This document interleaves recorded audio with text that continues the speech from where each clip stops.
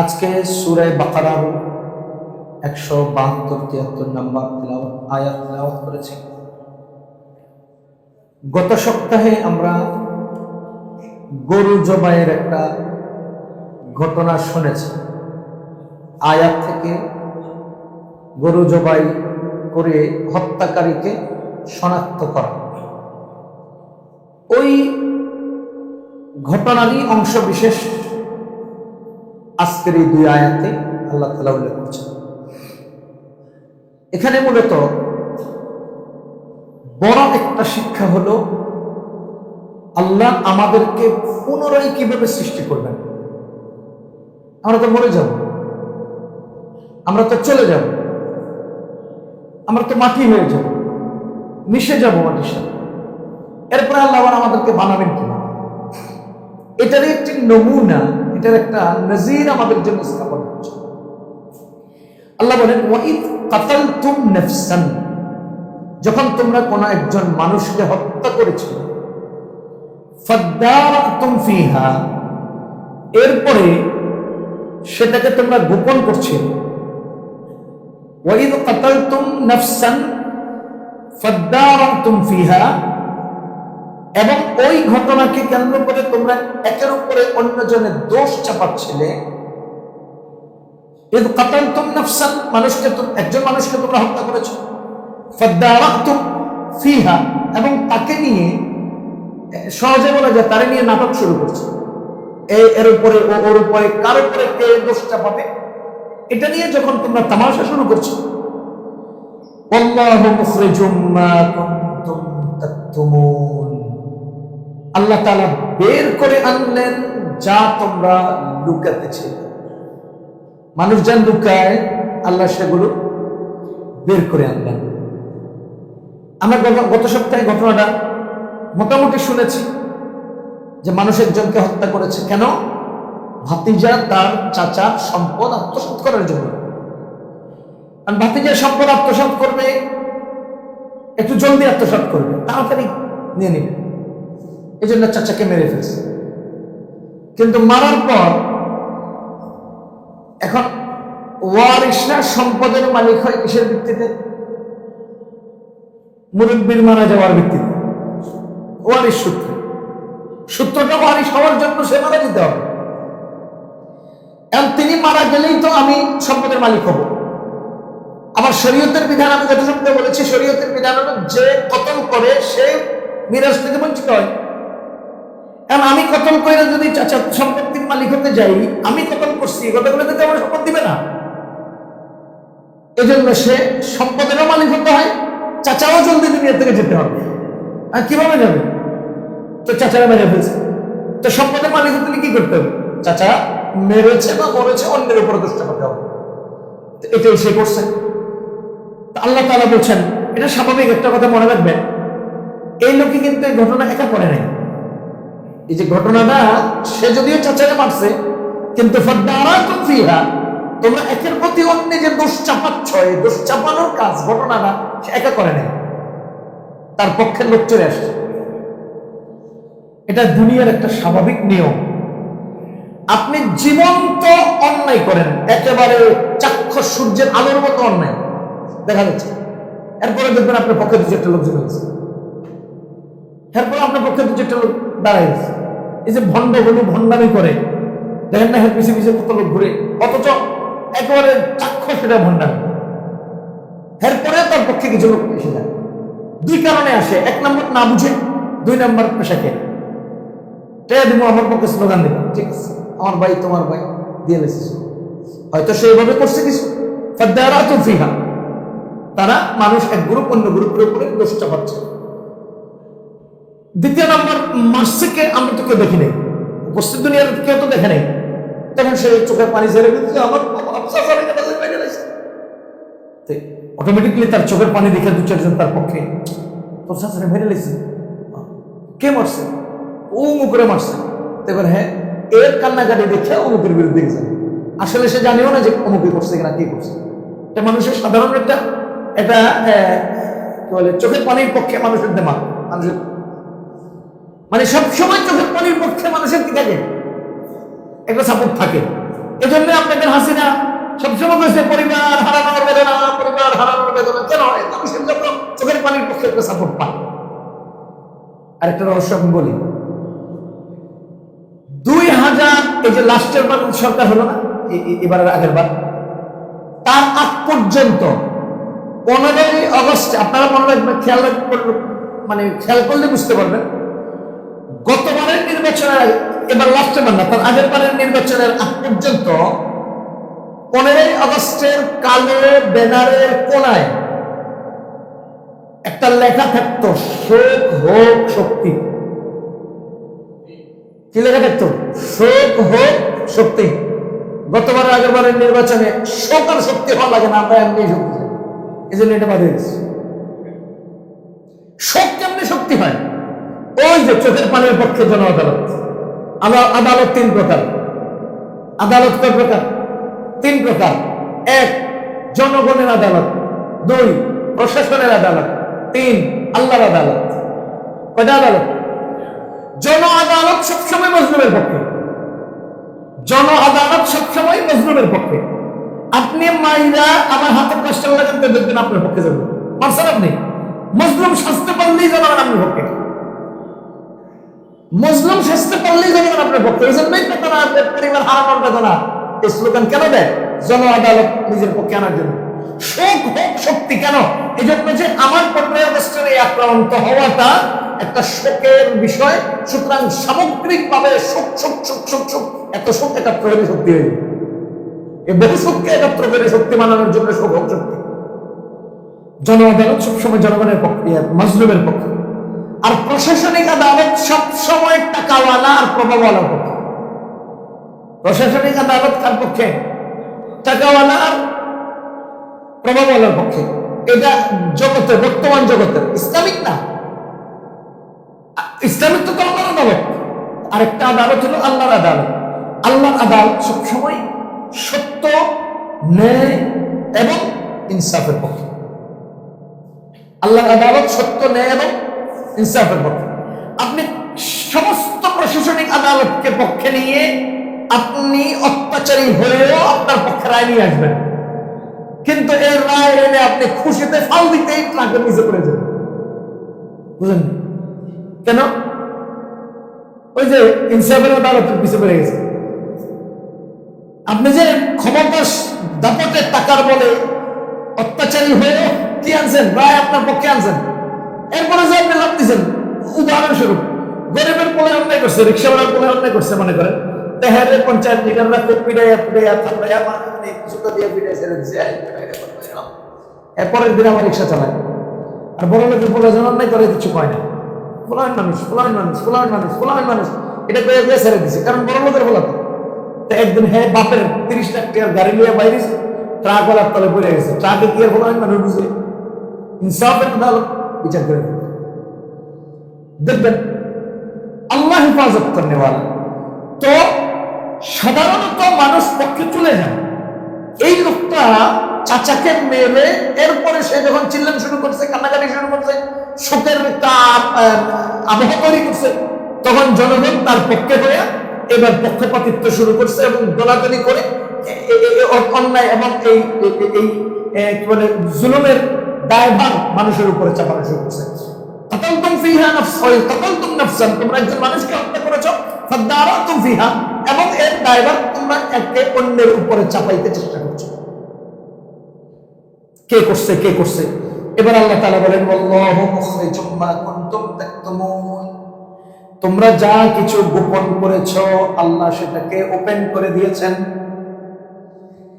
আমি গোপন করলে গোপন থাকবে এটা জরুরি না, আল্লাহ গোপন রাখলে সেটাই গোপন থাকবে। আমি গোপন করলেই যে গোপন হবে, গোপন থাকবে এটা জরুরি না। আল্লাহ গোপন করলে সেটাই গোপন থাকবে, আল্লাহ জাহের করলে সেটা প্রকাশ হবেই হবে, গোপন করার কোনো সুযোগ নেই।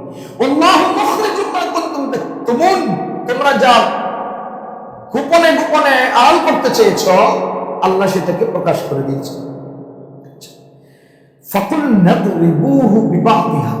কিভাবে কিভাবে? আল্লাহ বলেন, আমি বলেছি ইদরিবুহু, ওই মাকতুলকে আঘাত করো, বিবাদিহা, গরুর গোশতের টুকরা দিয়া। গরুর শরীর থেকে একটা অংশ নাও, লয়ে যারে মারছে হের গায়ের মধ্যে মারো।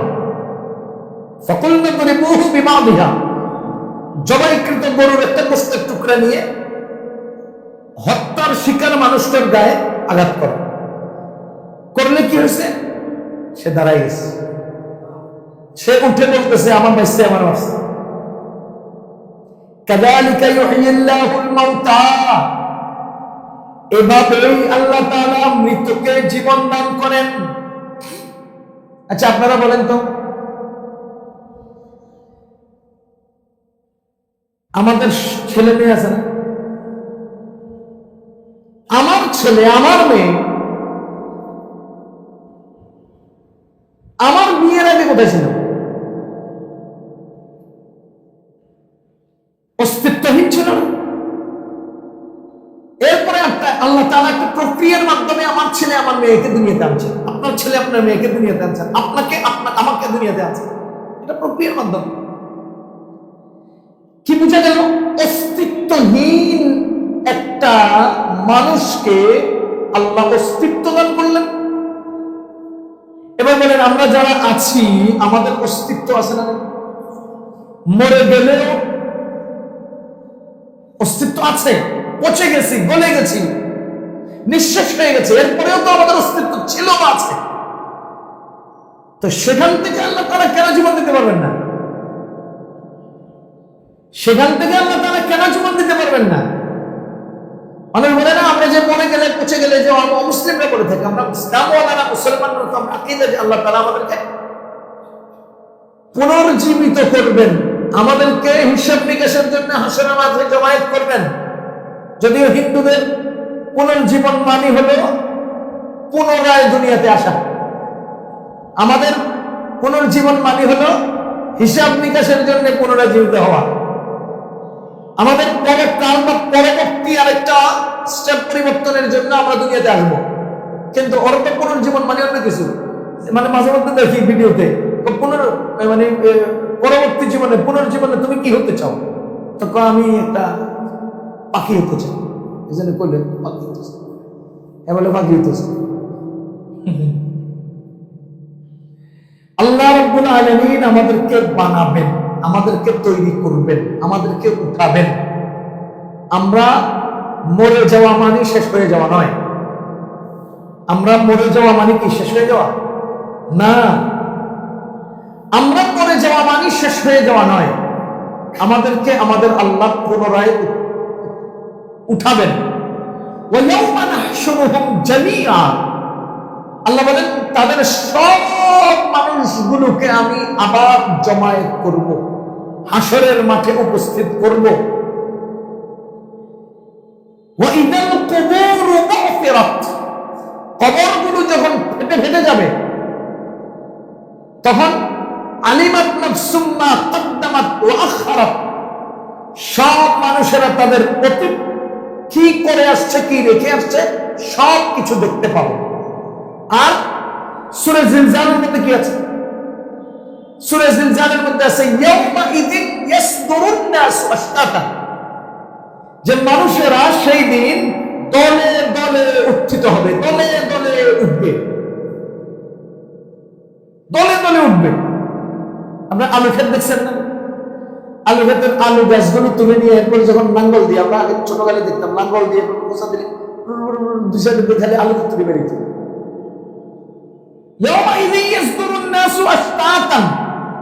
পৃথিবী যখন ফেটে যাবে তখন ওই পৃথিবী থেকে এরকম করে মানুষেরা সব বেরিয়ে যাবে, সব মানুষ বেরোতে থাকবে। কি করবে সেদিন বেরিয়ে? فَمَنْ يَعْمَلْ مِثْقَالَ ذَرَّةٍ خَيْرًا يَرَهُ, যেই ব্যক্তি বিন্দু পরিমাণ ভালো করেছে সে দেখতে পাবে। وَمَنْ يَعْمَلْ مِثْقَالَ ذَرَّةٍ شَرًّا يَرَهُ, আর যে ব্যক্তি বিন্দু পরিমাণ খারাপ করেছে, মন্দ করেছে, সে সেটাও দেখতে পাবে, সব তার সামনে চলে আসবে। তবে এখানে একটা মজার কথা শুনে রাখেন, আল্লাহ তাআলা আমাদেরকে 100% নাম্বার অর্জন করার হুকুম করেন নাই, বা অর্জন চান নাই, তুমি 100 পেতে হবে এই কথা নাই,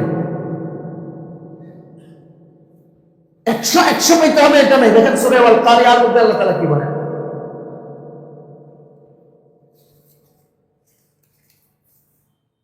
ফাম্মা মান সাকুলাত মাওয়াজিনুহু, যে ব্যক্তির ওজনটা ভারী হবে, ফাহুয়া ফি ঈশাতির রাদিয়া, সে ব্যক্তি সন্তুষ্ট, আল্লাহর সন্তুষ্টির এক জীবন পেয়ে যাবে। আর ওয়ামান খাফফাত মাওয়াজিনুহু, যার ওজনটা হালকা হয়ে যাবে, ফাউম্মুহু হাবিয়া, সে জাহান্নামে। ওয়ামা আদরাকা মা হিয়া, হাবিয়াটা কি জিনিস? নারুন হামিয়া, জাহান্নাম, উত্তপ্ত আগুন। বুঝে গেল? ওজন দেওয়া হবে, ওজন। আমি গুনাহে শূন্য, ইবাদতে পূর্ণ, এটা আল্লাহ চান নাই। আমার গুনাহ হবে, ইবাদত হবে, ওজনে যদি ইবাদত ভারী হয় তো আমি সন্তুষ্ট। এই কথা যদি বলতেন যে গুনাহ একটা ওজনে না পাই, ইবাদত কিন্তু 100 পাইতে হবে, না, গুনাহে শূন্য, ইবাদতে পূর্ণ, এটা চান নাই। বরঞ্চ গুনাহ থাকবে, ইবাদতও থাকবে, ওজনে শুধুমাত্র 1 বিন্দু দিয়েও যদি আমার ইবাদতের ওজন, পাল্লাটা ওজন হয়ে যায়, ভারী হয়ে যায়, তাইলে আল্লাহ তাআলা বলেন মুক্তি। সূরা হুদের মধ্যে কি আছে, আমার জেনে কি পড়ে, আল্লাহ, তো কিয়ামতের ময়দানে আমরা হাজির হব কেন? আমল দেখার জন্য।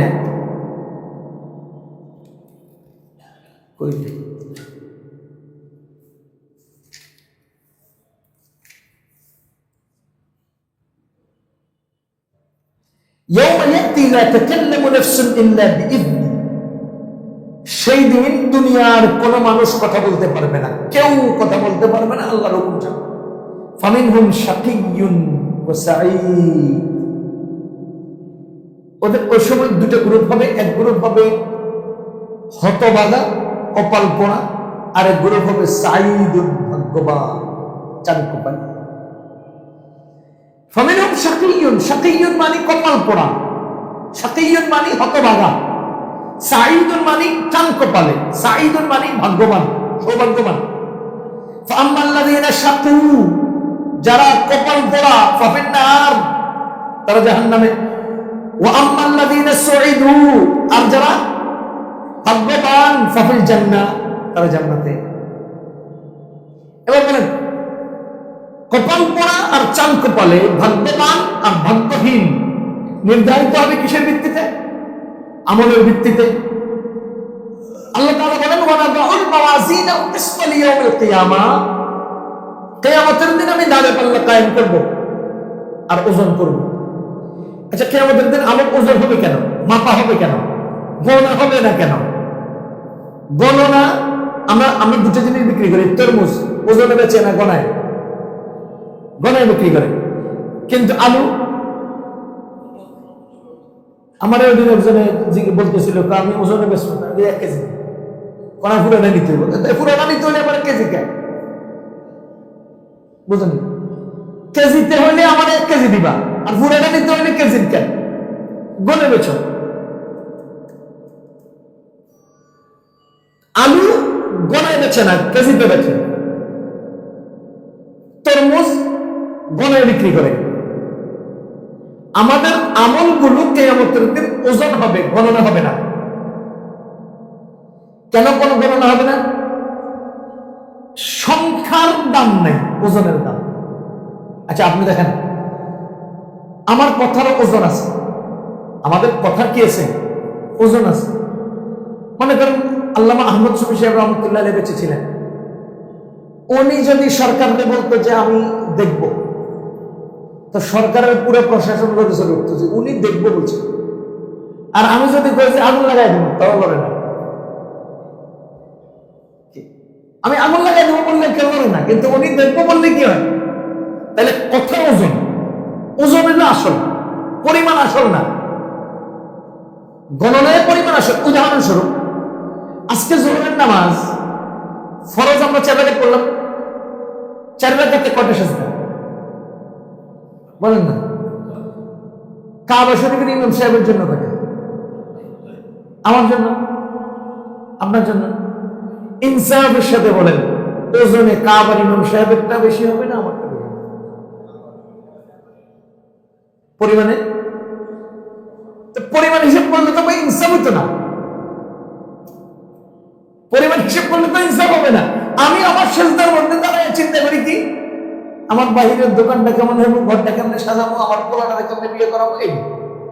আরেকজনের সেজদার মধ্যে দাঁড়ায় কি করতেছে, আল্লাহ আপনার কুদরতি পায়ের সারা বাহিরে কোনো ঢোকানোর জায়গা নেই। আমার সেজদার মধ্যে আমি ধান্দা করতেছি, আমার ব্যবসায় ধান্দা করতেছি, আমার বাড়ি গাড়ি। আরেকজনের সেজদার মধ্যে পয়লা আল্লাহর কুদরতি পাকে চুমো খাচ্ছে। এখন আপনি বলেন সেজদার পরিমাণ আর ওজন এক? আল্লাহর জন্য ওজনের হিসাব করবে, পরিমাপের হিসাব করবে, ওজন করা হবে। এই জন্যই বলা হচ্ছে ফামান ফাকুলাত মাওয়াজিনহু, যার ওজনটা ভারী হবে, ওয়ামান খাফফাত মাওয়াজিনহু, যার ওজনটা হালকা হবে। তো ভারী আর হালকার ভিত্তিতে, আমলের ওজনের ভারী হালকার ভিত্তিতে কি করা হবে? ইনসাফ, বিচার করা হবে। আমরা যে পুনরায় জন্ম নেব, আমাদের যে পুনরায় সৃষ্টি হবে, এটাকে তো আমরা অনেকে অস্বীকার করছি। আরে মরে যাবো, পচে যাবো, গলে যাবো, কি হবে? আমরা বুঝি আবার সৃষ্টি হব। আল্লাহ বলেন কাযালিকা ইউহয়িল্লাহুল মাউতা, মরে যাওয়া মানুষটার রূহ নাই। মরে যাওয়া মানুষটা কে মারছে এটা নিয়ে তোমরা শুরু করছো নাটক, শুরু করছো তামাশা, কার উপরে কে দোষ চাপাইবা। আর আমি আল্লাহ এই জন্য বললাম যে গরুর গোশতকে তার গায়ে স্পর্শ করো, ওর পরিপ্রেক্ষিতে সে জীবিত হয়ে তার হত্যাকারীকে এটা স্পষ্ট করে দিয়েছে, এরপরে সে আবার মারা গেছে। আল্লাহ তাআলা বলেন কাযালিকা ইউহয়িল্লাহুল মাউতা ওয়া ইউরীকুম আয়াতিহি, আল্লাহ তোমাদেরকে তার নিদর্শন দেখাতে চান, লাআল্লাকুম তা'কিলুন, যাতে অন্তত তোমরা উপলব্ধি করো, যাতে তোমরা উপলব্ধি করো, বুঝতে পারো। ভাই এই যে জীবিত হওয়া, মরে যাওয়া, এর পেছনে মূল কারণটা কি? রূহ। রূহ আছে তো বেঁচে আছে, রূহ নেই তো মরে গেছে, এটা না? আমার এই যে হাত পা চলতেছে, কি আছে? চলবে না কখন? প্রশ্ন হলো রূহটা কি? সূরা বনী ইসরাঈল আল্লাহ তাআলা বলেন ওয়ায়াসআলুনাকা আনির রূহ, আপনাকে জিজ্ঞেস করা হবে রূহ কি? কুল আর-রূহু মিন আমরি রাব্বি, বলে দেন রূহ আমার রবের আমর, রবের হুকুম, রবের ইশারা, রবের ইঙ্গিত, রবের নির্দেশনা। এখন আপনি বলেন রবের নির্দেশনা থাকলে মোবাইলটা হাঁটতে পারবে না? পারবে না? রবের নির্দেশনা আছে দেখেই তো আমার মুখ দিয়ে কথা আছে। রবের নির্দেশনা আছে বলেই তো আমি জীবন, আমি জীবন্ত, আমি জীবিত, আমি প্রাণী।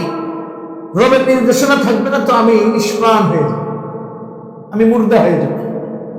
সুতরাং এই যে মৃত মানুষটার গায়ে গরুর গোশত স্পর্শের পরে রবের হুকুম আসছে, সে দাঁড়িয়ে গেছে, রবের হুকুম চলে গেছে, সে আবার মরে গেছে। সহজ কথা, সবচেয়ে কঠিন কথা, সহজ কথা এবং সবচেয়ে কঠিন কথা। বেঁচে আছি, মরে গেছি, কেন বেঁচে রইলাম, কেন মরে গেলাম? পৃথিবীর সব রহস্য উদ্ঘাটন করতে পারলে, সমস্ত বৈজ্ঞানিকরা পৃথিবীর সব সৃষ্টির রহস্য উদ্ঘাটন করতে পারলে, প্রাণের রহস্যের উদ্ঘাটন তো করতে পারে নাই, পারবেও না। এই প্রাণ, নিষ্প্রাণ, প্রাণটা কি? বলেন প্রাণটা কি? আল্লাহ। যদি বলেন যে মানুষটা বুড়ো হলে মারা যায়, জওয়ান তো মরতেছে, জওয়ান মারা যায়, শিশু তো মরতেছে, শিশু মারা যায়, জন্মের আগে তো মরে গেছে। প্রাণটা কি এটা এখনো কেউ উদ্ঘাটন করতে পারেনি। হায়াত আল্লাহ তাআলা দান করেন, কাযালিকা ইউহয়িল্লাহুল মাউতা, আল্লাহ হায়াত দেন। ওই যে নমরুদের সাথে হযরত ইব্রাহিম আলাইহিস সালাম যখন ইয়া হলো, বিতর্ক হলো, ইব্রাহিম আলাইহিস সালামকে জিজ্ঞেস করে তোমার রব কে? আলাম তারা ইলাল্লাযী হাজ্জা ইব্রাহিম ফি রাব্বিহি আন আতাহু আল্লাহুল মুলক। যখন নাকি ইব্রাহিম আলাইহিস সালাম হাজ্জা মানে দলিল পেশ করলেন, তাকে নমরুদকে, তার রবের ব্যাপারে, যে রব মুলক দান করেন, রব রাজত্ব দান করেন। এই ব্যাপারে যখন ইব্রাহিম আলাইহিস সালাম দলিল দিলেন কাকে? নমরুদকে। ইদ ক্বালা ইব্রাহিম, যখন নমরুদকে ইব্রাহিম আলাইহিস সালাম বললেন রব্বি, আমার রব, আল্লাযী, যিনি, ইউহয়ী, জীবন দেন, ওয়া ইউমীত, মৃত্যু দেন। যিনি জীবন দেন, যিনি মৃত্যু দেন। তো নমরুদ করছে কি? জেলখানা থেকে একজন লোককে বের করে আইনা তরবারি দিয়ে কল্লা ফেলাইছে। জেলখানা থেকে আরেকজন লোককে আইনা আঙ্গুলের ইশারায় ওরে ছেড়ে দিছে। এরপর কি করে? ক্বালা আনা উহয়ী ওয়া উমীত, আমিও তো জীবন দেই, আমি তো মৃত্যু দেই। ইব্রাহিম আলাইহিস সালাম কি দলিল দিলেন যে আমার রব যিনি জীবন দেন, যিনি মৃত্যু দেন। এবার নমরুদ কি করলো? একটা লোকের আইনা কল্লা ফেলে দিয়া আরেকটা লোকের আইনা আঙ্গুলের ইশারা ছেড়ে দিয়ে আমি তো জীবন দেই, আমি তো মৃত্যু দেই, মারি আর বাঁচাই। যদি মারলে আর বাঁচাইলে রব হয়, তো আমি তো রব, কারণ আমি মারি আর বাঁচাই। এবার ইব্রাহিম ইসলামকে না এর লগে বিতর্কের সিস্টেম চেঞ্জ করতে হবে, দলিল আলাদা দিকে নিতে হবে। কি ক্বালা ইব্রাহিম, এবার ইব্রাহিম ইসলাম বলেন ফাইন্নাল্লাহা ইয়াতি বিশ-শামসি, নিশ্চয় আমার রব সূর্যকে নিয়ে আসেন, মিনাল মাশরিকি, পূর্ব দিক থেকে, ফাতি বিহা মিনাল মাগরিবি, তুমি তো রব বুঝলাম, একবারের জন্য পশ্চিম দিক থেকে উঠাও। আমার রব তো জীবন দেন, মৃত্যু দেন। এই কথা বলার পরে তুমি একজনের মাইরে আরেকজনের ছেড়ে কইছো তুমি জীবন দাও, মৃত্যু দাও। আমার রব তো আরো কত কাম করেন, এর মধ্যে একটা হলো সূর্য পূব দিকে উঠান, পশ্চিম দিকে ডুবান। তো তুমিও তো খোদা দাবি করতেছো, একবার ফাতি বিহা মিনাল মাগরিব, একবার তুমি পশ্চিম দিক থেকে আনো। আল্লাহ বলেন ফাবুহিতাল্লাযী কাফার, বেটা এবার চুপ হয়ে গেছে, যে কুফরি করছে সে ঠান্ডা হয়ে গেছে। তো এই আয়াতের মধ্যেও কিন্তু আল্লাহ তাআলা খুব সহজভাবে এই উদাহরণটা এনেছেন। আওতাল্লাযী মাররা আলা ক্রিয়াতিন ওয়া হিয়া খাবিয়াতুন আলা উরুশিহা ক্বালা আন্না ইউহয়ী হাযিহি আল্লাহু বা'দা মাউতিহা, যে আল্লাহ তাআলা মৃত্যুর পরে কিভাবে জীবন দেন। ফামাতাহু আল্লাহু মিয়াতা আমিন সুম্মা বা'আসা, 100 বছর পর্যন্ত তাকে মানে ঘুমের মধ্যে রেখে এরপরে জীবন, এরপর আবার জাগিয়ে তুলছেন। ওই যে আসহাবে কাহফের ব্যাপারে আমরা জানি, লম্বা টাইম, যুগের পর যুগ, বছরের পর বছর, শত বছরের পর শত বছর, প্রজন্মের পর প্রজন্ম, আরে কালচারের পর কালচার, ভাষার পর ভাষা পরিবর্তন হয়ে গেছে, সরকারের পর সরকার পরিবর্তন হয়েছে, টাকার পরিবর্তে অন্য কারেন্সি দুনিয়াতে চলে আসছে। এরকম একটা লম্বা সময় তারা পাহাড়ের গুহার মধ্যে ঘুমায় গেছে, এরপরে আল্লাহ জেগে উঠেছে। ইব্রাহিম আলাইহিস সালাম যখন বলতেছে রব্বি আরিনি কাইফা তুহয়িল মাউতা, ও আল্লাহ আপনি মৃত্যুরে কেমনে জীবন দেন। ইয ক্বালা ইব্রাহিম রব্বি আরিনি, হে আল্লাহ আপনি একটু দেখান না আমাকে, কাইফা তুহয়িল মাউতা, আপনি মৃত্যুকে কিভাবে জীবন দেন। আল্লাহ তাআলা জিজ্ঞেস করতেছেন আওয়ালাম তুমিন, তুমি কি বিশ্বাস করো না আমি যে জীবন দেই, এটা কি তুমি বিশ্বাস করো না? আল্লাহ বলা অবশ্যই বিশ্বাস করি, আপনি তো দিবেন। ওয়ালাকিন লিয়াতমাইন্না কলবি, আমি বিশ্বাস করি কিন্তু আমার কলবটা আর একটু একটু তামানিয়তের জন্য, ইতমিনানের জন্য, কলবে একটু প্রশান্তি পাবে আর কি। কেমনে আপনি জীবন দেন একটু দেখান না, আরিনি দেখান। বলে নাই যে আপনি কেমনে জীবন দেন, বলেন, এই কথা বলেন নাই। আমি ইশারা করি, হ্যাঁ জীবন দিয়েছে, আমি ইশারা করি সে বলেন। কিভাবে আপনি জীবন দেন বলেন, এই কথা বলে নাই। কিভাবে আপনি জীবন দেন দেখান, দেখতে চাইছে, আরিনি, আমার দেখান। আচ্ছা, এবার আল্লাহ বলতেছেন ঠিক আছে তোমার আমি দেখাইতেছি। খুজ আরবাআতাম মিনাত তায়র, 4টা পাখি ধরো। খুজ আরবাআতাম মিনাত তায়র, 4টা পাখি ধরো। ফাসুরহুন্না ইলাইকা সুম্মা জাআল আলা কুল্লি জাবালিন মিনহুন্না জুজআ, 4টা পাখিরে তোমার কাছে আইনা এটারে জবাই দাও, দিয়ে এটারে কাইট্টা এটারে কিমা বানাও। কিমা বানাইয়া ফাসুরহুন্না ইলাইকা সুম্মা জাআল আলা কুল্লি জাবালিন মিনহুন্না জুজআ, এরপরে কিমার একটা টুকরা বিভিন্ন পাহাড়ের উপর নিয়ে রেখে আসো। আমরা গোষ্ঠ 4টা পাখি কিন্তু এক পাখি না, মনে করেন 4 কোয়ালিটির পাখি, কবুতর, ময়না, ঘুঘু, এটা এভাবে জমা করো, এটা জমা দাও। কাটো, কিমা বানাও, টুকরা করো, ছড়াইয়া দাও, বিভিন্ন পাহাড়ের উপরে টুকরা টুকরা রেখে আসো। সুম্মা দুউহুন, এরপরে ডাকো, ও পাখিরা আসো, ইয়াতিনাকা সা'য়া, সবগুলো পরিপূর্ণ হয়ে আপন আপন গোশত চতুর্দিক থেকে ছুটে এসে এক হয়ে পাখি হয়ে তোমার কাছে চলে আসবে। তুমি এটা কি করছো? কোয়াল পাখিরে ময়নার লগে মিলিয়ে ফেলছো, ময়না পাখিরে ঘুঘু পাখির লগে মিলিয়ে ফেলছো, ঘুঘুরে কবুতরের লগে মিলিয়ে ফেলছো, কিমা কিমা করে লাগছে সব একসাথে করছো। এরপরে ছাড়ছো, দেখবা ভুল করে প্রত্যেকটা আপন আপন গোশত একসাথে নিয়ে পাখি হয়েছে। আমি এভাবে দেখাইছি। তাইলে আমাদেরকে আল্লাহ তাআলা জীবন দিবেন, আমাদেরকে আল্লাহ তাআলা পুনরায় উঠাবেন, লা শাক্কা ফি, কোনো সন্দেহ ছাড়া আমরা উঠব।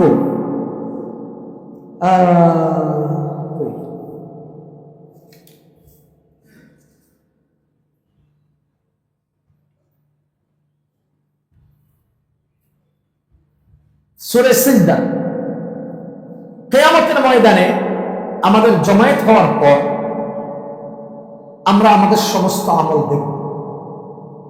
দেখেন, মানে কোরআন শরীফের বিভিন্ন জায়গাতে এটা ছড়িয়ে ছিটিয়ে আছে। আমি মাঝে মধ্যে জেহেনে যেদিক যায় দিক বলে দিচ্ছি। সূরা হজ্জের মধ্যে আল্লাহ তাআলা বলেন, সূরা হজ্জ, ইয়া আইয়ুহান নাস, হে মানুষ, ইন কুনতুম ফি রাইবিন মিনাল বা'থ, আমি যে তোমাদেরকে পুনরায় উঠাবো এই ব্যাপারে তোমাদের সন্দেহ? আরে ফাইন্না খালাকনাকুম মিন তুরাবিন, তোমাদেরকে তো মাটি থেকে তৈরি করেছি।